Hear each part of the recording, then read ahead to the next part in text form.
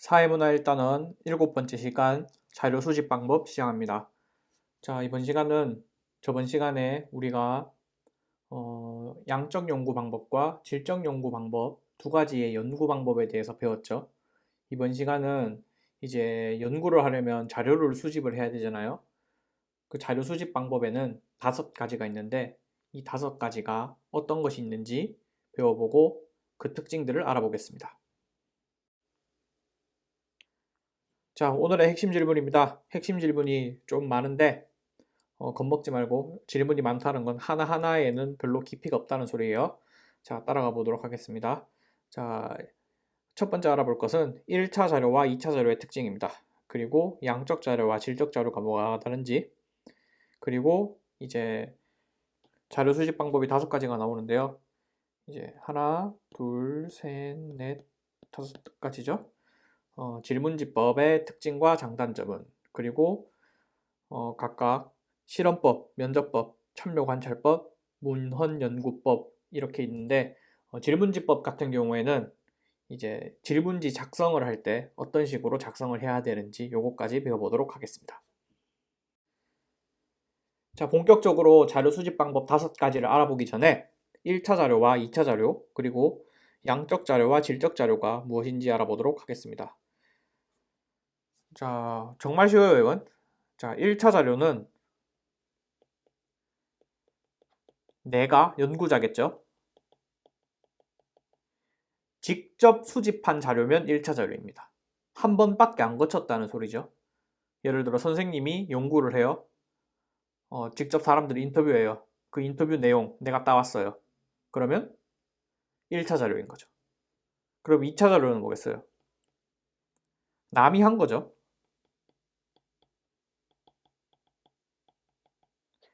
남이 한 거를 이제 내가 한번 가공하는 거죠. 써먹는 거죠. 예를 들어 뭐 선생님이 이제 누가 다른 사람이 쓴 책을 보고 내가 그걸 연구에 실어요. 그러면 2차 자료겠죠. 아까 선생님이 내가 직접 인터뷰하면 1차 자료. 그럼 내가 남이 인터뷰한 걸 따오면 2차 자료인 거죠. 쉽죠? 그리고 양적 자료, 질적 자료 이것도 아주 쉽죠. 양적 자료는 숫자로 된 자료죠. 숫자로 된 자료. 뭐가 있겠어요? 뭐 통계 자료 이런 게 있겠죠. 그리고 그래프로 표시해도 이제 양적 자료가 되겠죠. 이런 것들이 양적 자료고, 질적 자료는 그럼 숫자 빼고 나머지 것들, 예를 들어 뭐 아까 인터뷰한다 했죠. 인터뷰가 숫자로 되어 있지 않잖아요. 이제 사람의 말과 언어로 되어 있죠. 이런 거 질적 자료. 그리고 뭐 누가 일기를 썼다, 질적 자료. 그림을 그렸다, 질적 자료. 뭐 음악이다, 다 질적 자료. 숫자 빼고는 다 질적 자료입니다. 자, 앞에서는 이런 자료들의 특징에 대해서 알아봤고, 이제는 본격적으로 자료 수집 방법 5가지를 알아볼 건데, 자, 첫 번째 타자, 질문지법부터 알아보겠습니다. 자, 질문지법은 사실 이름이 익숙하지 않아서 그런데 여러분들 다 알고 있는 방법입니다. 이거는 설문조사예요. 학교에서도 설문지 받아서 조사해봤죠? 직접 조사를 해보진 않았지만 여러분들이 조사를 당해봤을 거예요. 그렇죠? 막 설문지 나눠주고 하잖아요. 학교에서도. 이렇게 내가 조사하고자 하는 내용을 이렇게 설문지를 나눠가지고 사람들한테 물어봐서 이것 좀 응답해주세요 해서 조사하는 방법이 바로 질문지법인데, 자, 이거 왜 할까요? 설문지. 어, 이 장점이 설문지법의 가장 강력한 장점. 이것 때문에 이제 질문지법을 하는 건데, 자, 질문지법의 장점은 무엇이냐면 많은 양의 자료를 시간도 적게, 돈도 적게 수집할 수 있어요. 자, 예를 들어 선생님이 지금 사회문화를 듣고 있는 이제 명호고 학생들의 만족도에 대해서 알아보고 싶어요. 자, 한 명 한 명한테 선생님이 전화를 다 돌려요. 이거 언제 다 해요? 못하죠? 하는 방법 뭐예요? 구글 클래스룸에 설문지 만들어서 만족도 조사하면 금방 할 수 있죠. 이런 게 바로 질문지법이에요. 설문지를 이제 많은 사람들한테 한꺼번에 뿌려가지고 이제 조사를 할 수 있는 자, 그리고 또 질문지법의 엄청 강력한 장점. 통계 처리가 간편합니다. 자, 예를 들어 아까 말했던 뭐 사회문화 만족도를 조사하고 싶다. 자, 얼마나 만족하는지 써보세요. 이러면 통계 처리가 어렵겠지만, 자, 전형적인 설문지에 적혀 있는 거 있죠? 자, 얼마나 사회문화 수업에 만족합니까? 아주 만족하지 못함, 만족하지 못함, 보통이다, 만족함, 아주 만족함. 이런 식으로 1부터 5까지 체크하게 해서 설문지를 뿌리면 걷었을 때 아주 통계 처리하기가 간편하겠죠. 자, 그 말은 통계 처리가 간편하다는 말은 이거 양적 연구에서 주로 쓸까요? 질적 연구에서 주로 쓸까요? 그렇죠. 양적 연구겠죠. 자, 그러면 이 질문지법의 단점은 쉬워요, 이것도. 여러분들이 질문지 받았을 때, 설문지 받았을 때 어떻게 응답하는지 생각해 보세요. 학교에서 자, 담임쌤이 자, 이거 조사해야 돼 하면서 나눠줬어요. 자, 엄청 고민하면서 체크합니까? 아니면 어떻게 체크해요? 막 대충 체크하죠. 심한 애는 한 줄로 밀어버리죠. 이 질문지법의 가장 큰 단점은 바로 뭐냐면 불성실한 응답이에요. 별로 설문지를 사람들이 이렇게 깊게 생각하고 체크하지 않더라. 그냥 대충 체크하는 사람도 많다는 거죠. 그리고 막 설문지가 너무 길고 양이 많고 이러면 어때요? 뒤로 갈수록 하기 싫죠. 이렇게 설문지는 불성실한 응답이 회수될 수 있는 그런 이제 단점이 있습니다. 자, 그리고 질문지법은 또 커다란 단점이 있습니다. 뭐냐면 문맹자에게는 실시가 불가능하죠. 이제 뭐 글자를 모르는 사람한테는 절대로 조사를 할 수 없는 방법이 질문지법이죠. 예를 들어 뭐 글을 모르는 어르신이라던가 아니면 이제 뭐 원주민을 조사하는데 그 원주민에게는 문자가 없거나 아니면 내가 그 부족의 문자를 모르거나 이런 경우가 있을 수도 있고 그리고 어린아이에게도 실시가 불가능하죠.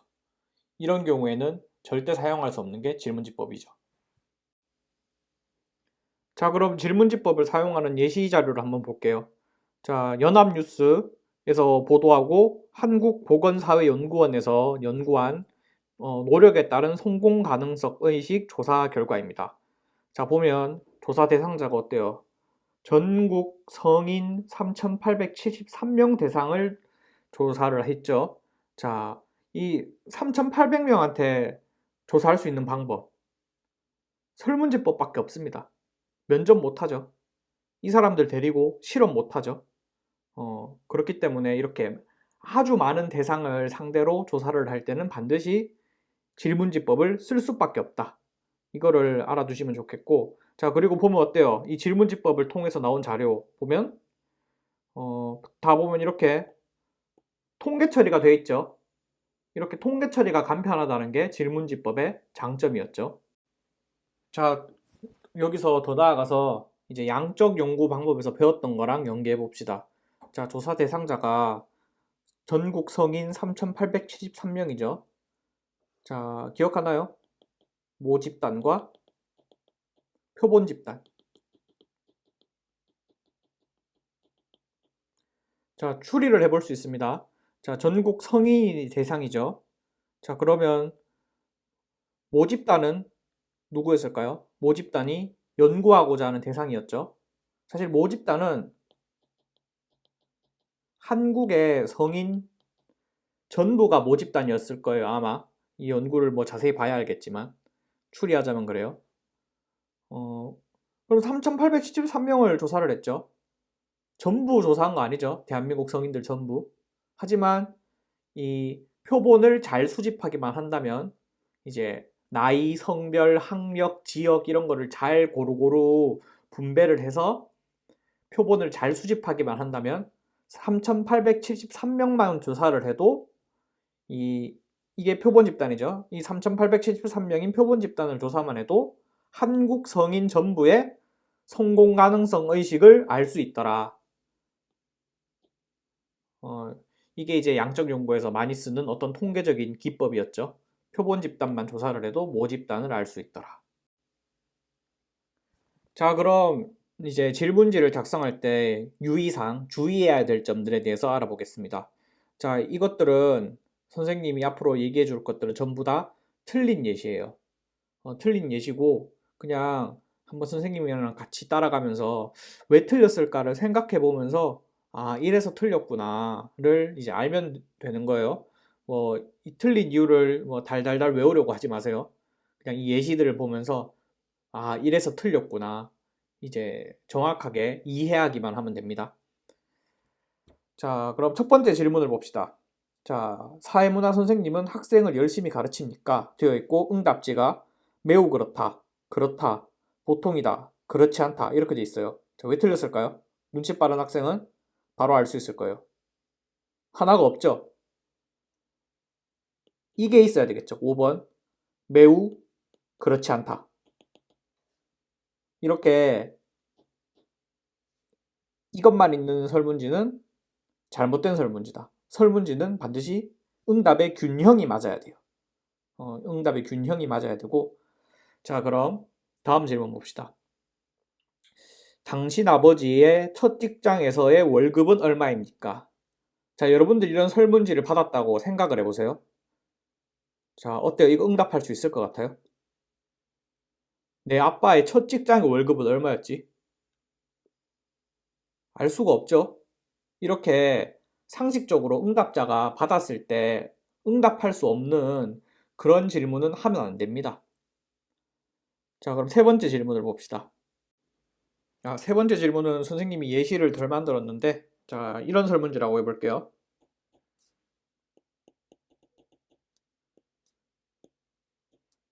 두 번, 세 번, 그 이상. 보지 않는다. 자, 이런 설문지가 있다고 생각해 봅시다. 자, 여러분들, 만약에 이 설문지 받았을 때 몇 번을 체크할 것 같아요? 이것도 잘못된 설문이죠. 뭐가 빠졌어요? 당신은 한 달에, 혹은 일주일에, 혹은 1년에, 이런 식으로 정확하게 제시를 해줘야겠죠. 이렇게 애매하게 물으면 안 됩니다. 응답자가 딱 받았을 때, 아, 이걸 묻는구나. 정확하게 알 수가 있어야 되는 거죠. 자, 그 다음 질문을 봅시다. 자, 현재 기르고 있는 애완동물은 강아지, 고양이. 자, 이런 설문지를 받았어요. 자, 어때요? 응답할 수 있는 친구도 있고, 응답하지 못하는 친구도 있을 거예요. 이 잘못된 설문이죠. 왜 그러냐면, 자, 애완동물을 안 기르는 사람도 있고, 그리고 다른 애완동물을 기르는 사람도 있을 수 있죠. 아나콘다 기를 수도 있고, 그렇잖아요. 이렇게 설문지는 모든 응답을 포함할 수 있어야 됩니다. 만약에 아나콘다를 기르는 친구나 애완동물이 없는 친구는 이 설문에 응답을 하지 못하겠죠. 그렇기 때문에 잘못된 설문입니다. 자, 그 다음 질문을 봅시다. 자, 대한민국이 우주개발 계획을 포기하고 그 예산을 복지에 지출해야 한다고 생각합니까? 자, 이 질문은 왜 잘못됐을까요? 자, 왜 잘못됐냐면, 자, 이런 사람은 어떻게 응답을 해야 될까요? 우주개발 계획 포기에는 찬성을 하는데, 복지에는 반대를 해요. 애매하죠? 질문 하나의 질문에는 하나만 물어야 됩니다. 보면 두 가지를 동시에 묻고 있죠. 포기할지 말지, 지출할지 말지. 이런 식으로 설문을 만들어서는 안 됩니다. 자, 그럼 마지막 질문을 보도록 합시다. 자, 많은 인권 전문가들은 사형제 폐지를 주장합니다. 그럼에도 불구하고 당신은 사형제에 찬성합니까? 자, 설문지를 또 이렇게 만들어서도 안 됩니다. 왜냐하면 유도를 하고 있죠. 자, 전문가들은 폐지를 주장한데 그럼에도 너는 사형제에 찬성할래? 그럼 뭐야? 평소에 사형제 찬성하는 사람들도 전문가들 다 이렇게 하네. 반대 체크할까? 이런 식으로 응답이 유도될 수가 있죠. 이런 식으로 은연중에 응답을 유도하는 질문을 해서는 안 됩니다. 자, 여러분들 이제 선생님 강의 듣고 똑똑해졌으니까 앞으로 학교에서 나눠주는 설문지 한번 보세요. 이 기준에 잘 맞나 안 맞나. 틀린 것도 상당히 많을 겁니다. 자, 그 다음 실험법입니다. 자, 실험법 뭐 할 것 같아요? 네, 실험입니다. 사람을 상대로 실험을 하는 거예요.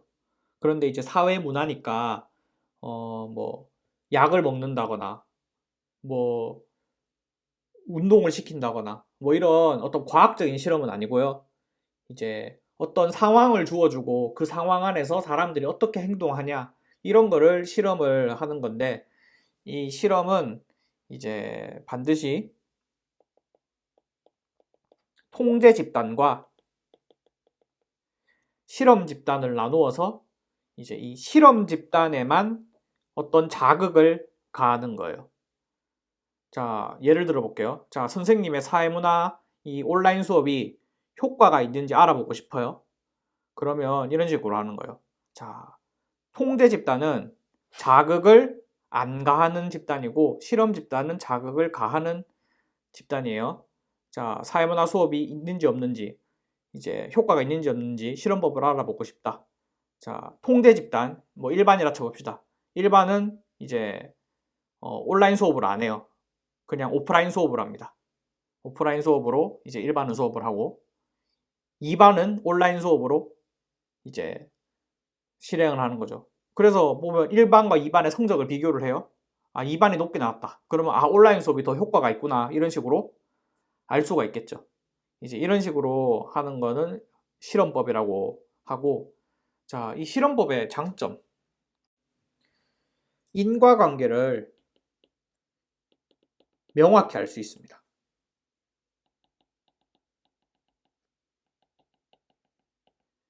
자, 그런데 전제 조건.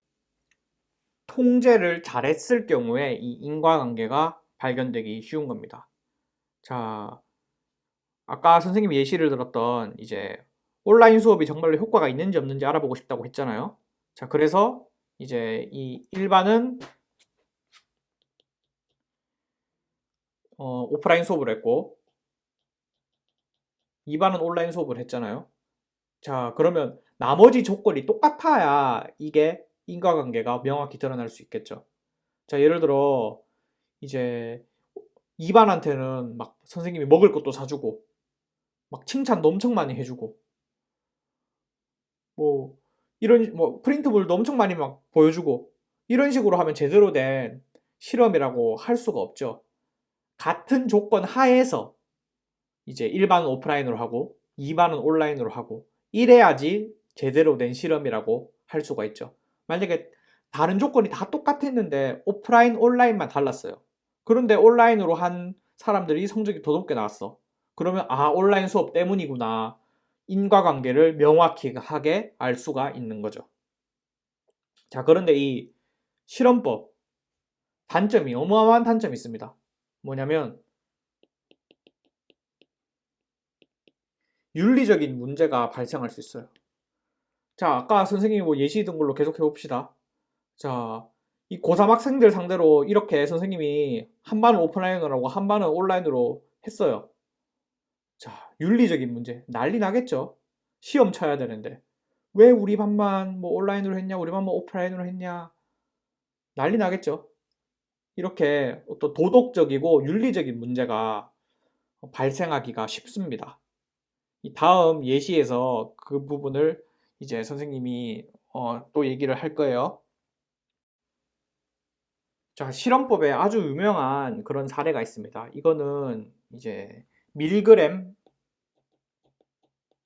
실험이라고 불렸던 이제 실험법으로 이제 자료를 조사했던 그런 연구였는데요. 심리학 연구였습니다. 밀그램은 사람 이름이에요. 스탠리 밀그램이라는 사람 이름인데 이제 심리학 실험 중에 가장 유명했던 그런 실험인데 왜 유명하냐면 이 실험의 결과가 어마어마하게 충격적이었거든요. 이 밀그램이라는 심리학자는 인간이 얼마나 어떤 권위에 잘 복종하는지를 연구하고 싶어 했어요. 왜냐하면 이제 나치 알죠? 독일의 나치. 독일의 나치의 그런 이제 유대인 학살을 했잖아요, 걔들이. 어, 이런 끔찍한 일이 어떻게 일어날 수 있었는가를 이제 연구를 해보고 싶었던 거예요. 그 나치 밑에서 따르던 사람들이 굉장히 평범한 사람들도 많았는데 이 사람들이 왜 그렇게 이런 끔찍한 일들을 잘 따랐을까? 이런 거를 알아보기 위해서 이제 사람을 모집을 해서 실험을 했는데요. 어, 이 실험은 어떤 실험이냐면, 자, 이렇게 방이 있어요. 방에서 이제 버튼을 누르는 사람이 있어요. 전기 충격 버튼이에요. 이 사람이 이제 실험 대상입니다. 실험 집단인 거죠. 그리고 문제를 맞추는 학생이 있어요. 이 학생은 사실 이 실험하는 사람이랑 짜고 치는 역할이에요. 연기자입니다. 연기자. 연기자를 모집했어요. 연기자를 모집을 해서 너 학생 이제 연기를 해라. 이런 식으로 미리 짜고 치고 이 실험 주최자가 이제 간단한 어떤 퀴즈를 냅니다. 퀴즈를 내고 이 실험 대상인 사람한테는 실험의 목적을 속여요. 이 실험의 목적은 이제 사람들이 얼마나 이제 이런 단어를 잘 외울 수 있는가를 테스트하는 실험입니다. 어, 여러분은 이제 이 실험에 도움이기 때문에 이제 이 사람이 문제를 못 맞출 때마다 전기 자극을 주세요. 이렇게 요청을 해요. 자, 이 사람은 그래 알았습니다. 돈도 받고 실험 참여하면 돈도 받겠죠. 이제 참여를 해요. 그리고 이 학생 역할을 맡은 연기자가 이제 문제를 푸는 거예요. 이제 문제 푸는 척을 하는 거죠. 근데 문제 틀릴 때마다 자, 전기 자극을 주세요. 그러는데 자, 여기에 버튼이 있어요. 버튼이 있는데 처음에는 이제 아주 약한 뭐 3V, 5V 이렇게 시작을 해서 뭐 220V, 500V 마지막에는 해골 표시까지 있어요. 누르지 마시오 적혀 있고. 자, 그런데 이 주최자가 자, 틀릴 때마다 점점 더 높은 거를 누르라고 하는 거예요. 처음에는 막 5V 누르라고 했다가 500V 누르라고 하고 자, 마지막에 해골 표시까지 누르라고 하고 자, 사람들 어떻게 이 실험에서 반응을 했을까요? 어, 당연히 이제 사람들이 이거 눌러도 돼요? 하고 막 물어보겠죠. 그런데 이 사람이 저는 의사입니다. 눌러도 됩니다. 이 사람은 죽지 않습니다. 이런 식으로 이제 말을 하니까 의사가 이렇게 말을 하니까 괜찮겠구나 하고 막 전기 충격을 줘요. 실제 전기 충격을 주는 건 아니지만 연기자를 섭외했으니까 연기자가 엄청나게 리얼한 연기를 선보이는 거죠. 그래서 막 엄청나게 고통스러워 하는데도 막 의사가 이제 누르라고 하니까 누르는 거예요, 사람들이. 그래서 이 연구 결과가 발표되고 나서 이제 전 세계가 어마어마한 충격에 빠지게 됩니다. 사람들이 이렇게 이제 어, 의사가 말을 한다고 해서 막 해골 표시까지 누르고 전기 자극을 막 주려고 하는구나. 굉장한 충격이 휩싸요. 자, 이 실험법 자체가 이 스탠리 밀그램 실험 자체가 결과로도 유명했지만 또 뭘로도 유명했냐면 자, 이 실험에 참가한 사람들이 있죠. PTSD 있죠. PTSD. 아주 끔찍한 일을 겪으면 막 계속 생각나고 괴로워하는 질병 있잖아요. 엄청나게 이 스트레스를 받고 충격에 휩싸여 가지고 이 실험에 참가한 사람들이 어마어마한 고통을 받아요. 왜 고통을 받겠어요? 내가 이렇게 나치에 협력한 사람들과 같은 그런 일을 했구나. 어마어마한 스트레스와 충격에 휩싸여가지고 생활을 제대로 못하는 사람들도 나오고 막 그랬어요. 자, 그런데 스탠리 밀그램 실험 처음에 선생님이 설명할 때 그랬지만, 자, 이 연구에 참여한 사람들이 연구의 목적을 제대로 알았나요? 아니죠. 속았죠. 이 사람은 이제 연구에 참여한 사람들은 얼마나 이 사람들이 단어를 잘 외우는가 이거를 테스트하기 위한 실험인지 알고 이렇게 참가했던 거잖아요. 이 사람들은 이제 굉장히 억울하겠죠. 자, 이런 스탠리 밀그램 실험처럼 실험법은 아주 치명적인 윤리적 문제를 발생시킬 수 있는 단점이 있습니다. 자, 그 다음 면접법입니다. 면접법 쉽죠? 인터뷰하는 겁니다. 자, 인터뷰는 왜 할까요? 자, 간단한 거 물어볼 거면 그냥 설문지 나눠주면 되겠죠. 그런데 설문지보다 훨씬 더 깊고 상세하고 풍부한 이야기를 들으려고 하는 게 면접법이겠죠. 그럼 면접법의 장점은 뭘까요? 깊이 있는 정보를 알 수 있다는 거죠. 질문지에서는 이제 못 물어보는 것들도 더 깊게 물어볼 수 있고, 그리고 물어본 걸 또 물어볼 수도 있고, 점점 더 깊게 물어볼 수도 있겠죠. 하지만 단점. 자, 면접법. 시간 많이 들죠. 돈도 많이 들어요. 면접 공짜로 해주는 경우도 있지만 뭐 사례비 이런 거 필요하죠. 자, 그리고 또 단점이 있습니다. 자, 질문지법은 이제 보통 통계 처리를 위해서 이렇게 나눠주는 거니까 어떤 숫자로 표시되고 객관적인 데이터가 수집이 되죠.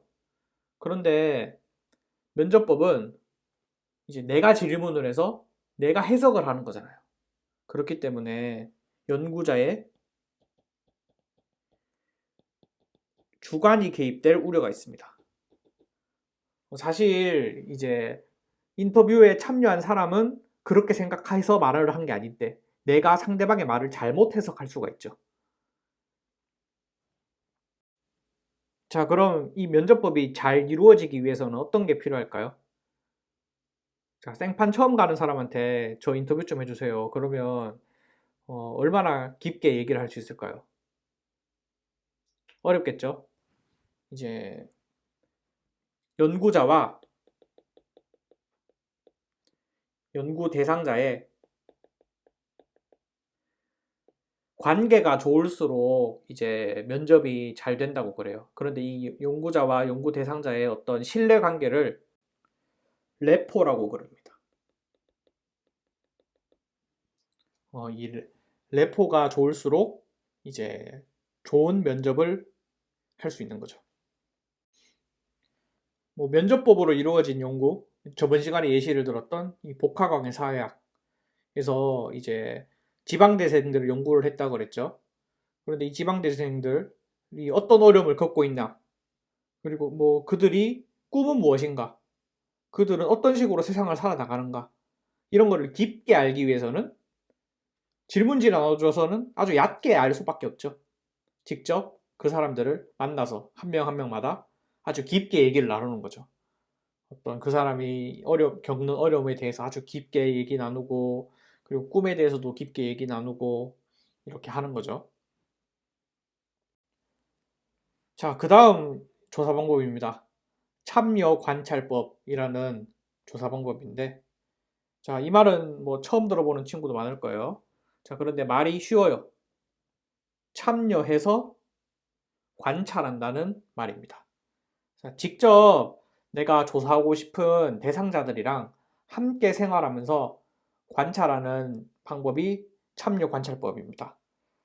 이 참여 관찰법은 이제 처음에 주로 이제 말이 안 통하는 원주민들을 대상으로 이제 그 원주민의 어떤 문화나 그 원주민들의 생각, 생활 방식 이런 거를 연구하기 위해서 말이 안 통하잖아요. 그럼 어떻게 해요? 직접 같이 사는 거죠.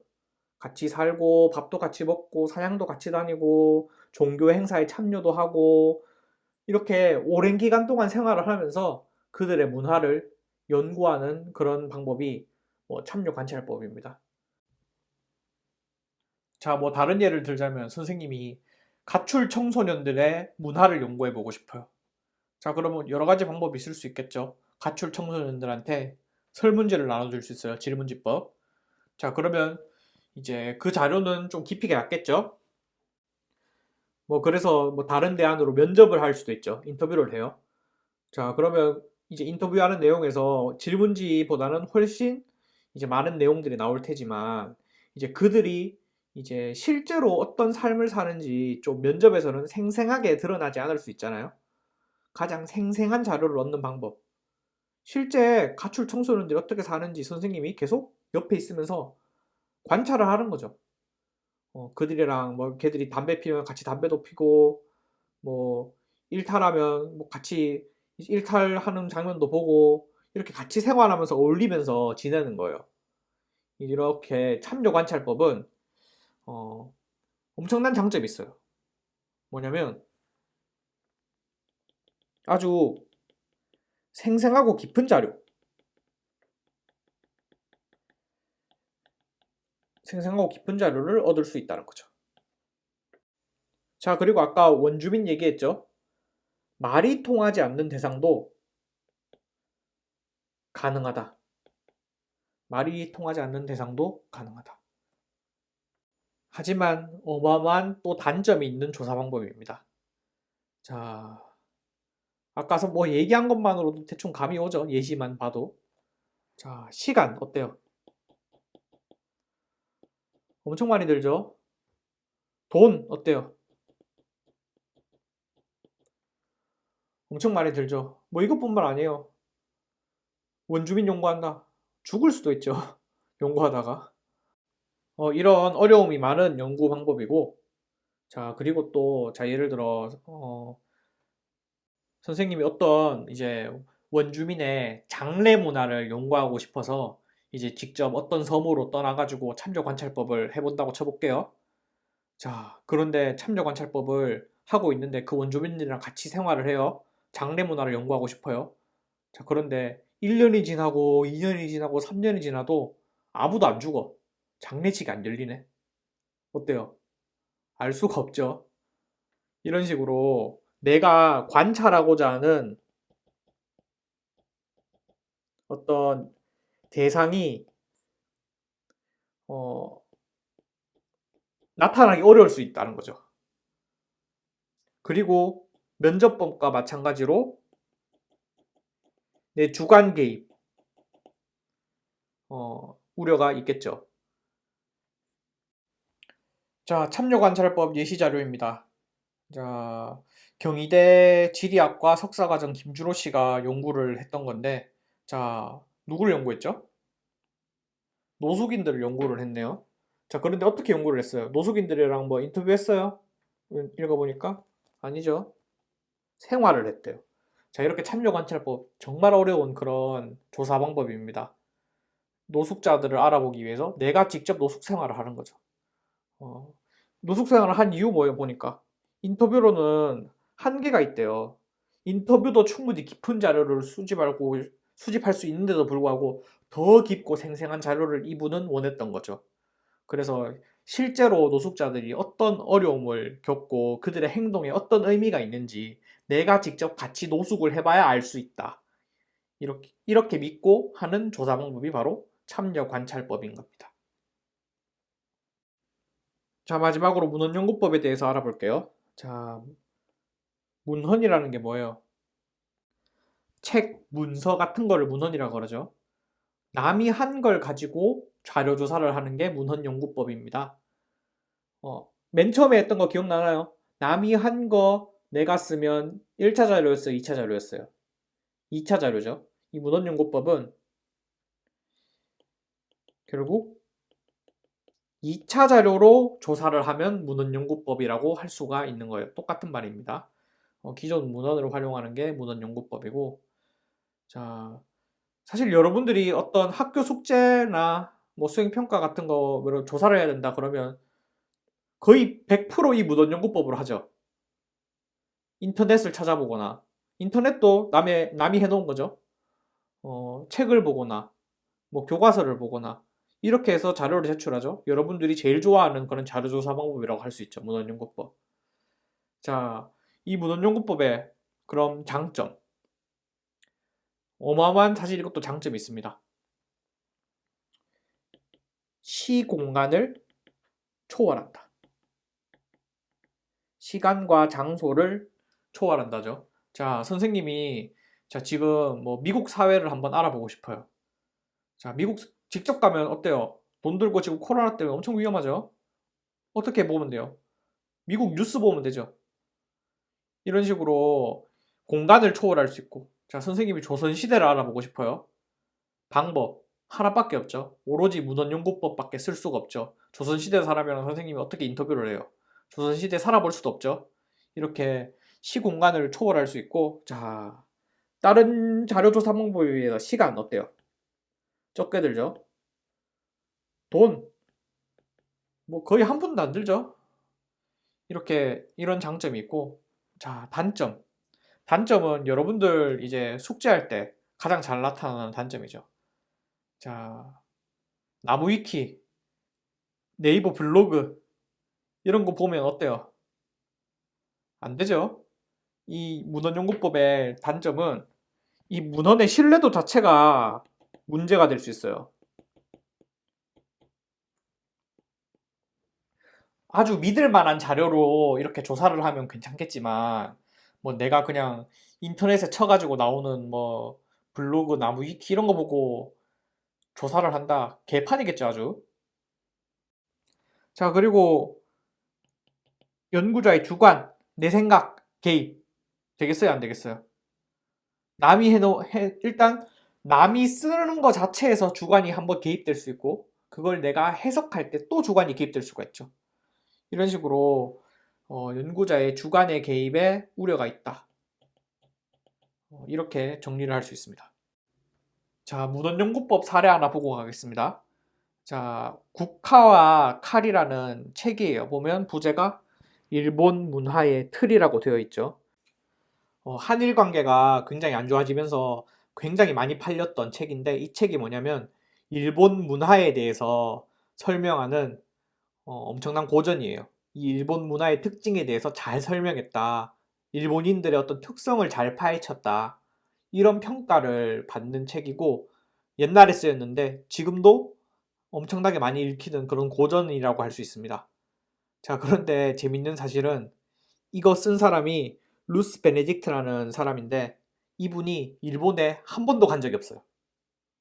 일본에 한 번도 가지 않고 오로지 일본에 관한 문헌 여러 가지 뭐 소설이라든가 시라든가 아니면 뭐 기사라든가 기타 등등등등 여러 가지 연구 자료들 있죠. 이 자료들을 수없이 읽으면서 아, 일본 문화는 이렇구나. 자기만의 시각을 더해서 일본 문화를 정리한 거예요.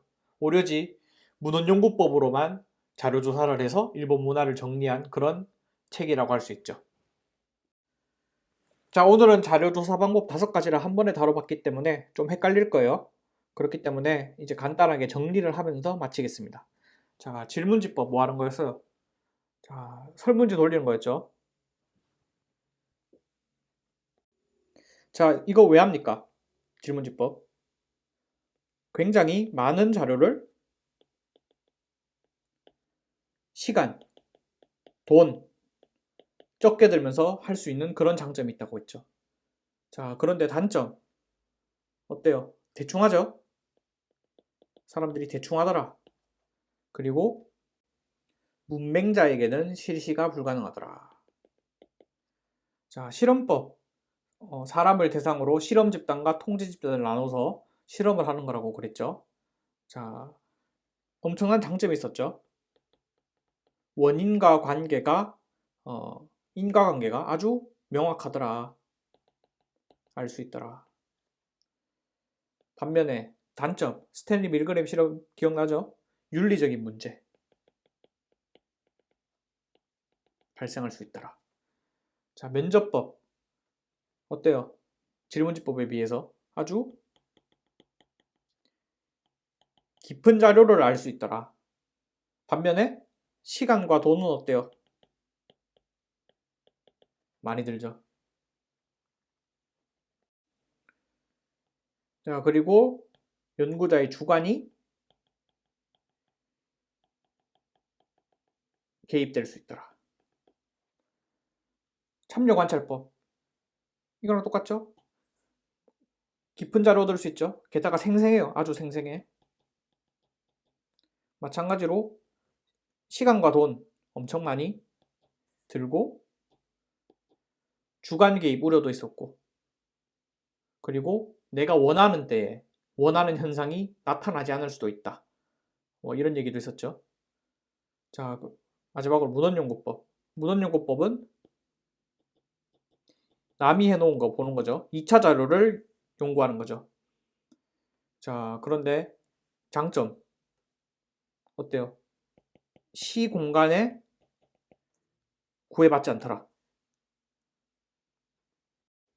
시간과 돈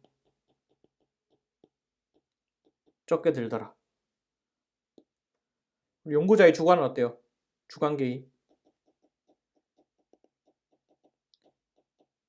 우려되죠. 자, 그럼 하나만 더 하고 진짜로 마치겠습니다. 자, 질문지법, 실험법 이것들은 양적 연구 방법에서 많이 쓸 것 같아요. 질적 연구 방법에서 많이 쓸 것 같아요. 자, 질문지법 통계 처리하기 쉽죠. 실험법 이것도 실험을 해서 데이터를 얻기 쉽죠. 둘 다 양적 연구 방법에서 많이 쓰죠. 면접법, 참여관찰법 어때요? 깊은 자료를 얻을 수 있는 대신에 주관이 개입될 우려가 있네요. 자, 양적 연구 방법에서 숫자로 표시하기 때문에 주관이 개입되면 절대 안 되죠. 그렇기 때문에 이것들은 질적 연구 방법에서 많이 쓰입니다. 자, 선생님이 계속 얘기하는 게 많이 쓰인다고 하죠. 못 쓰는 게 아니에요. 얼마든지 양적 연구 방법에서도 면접법 같은 거를 보조적 대상으로 쓸 수가 있는 거죠. 하지만 면접법을 주로 쓰는 거는 질적 연구 방법이다. 이런 식으로 알아두면 될 것 같습니다. 자, 실수하기 쉬운 거. 문헌연구법. 이거는 양적 연구 방법, 질적 연구 방법 어디? 이거는 둘 다. 왜냐하면 문헌연구법이 남이 해놓은 거 보는 거잖아요. 연구의 출발이 뭐예요? 남이 해놓은 논문 같은 거 계속 읽는 거죠. 문헌연구법은 항상 쓰이는 그런 자료조사 방법이라고 생각하면 될 것 같습니다. 자, 오늘은 굉장히 좀 이제 여러 가지를 배웠는데, 자, 선생님이 내주는 과제 보면서 이제 복습 잘하고 확실하게 내 걸로 만들어 봅시다. 자, 그럼 수고했습니다.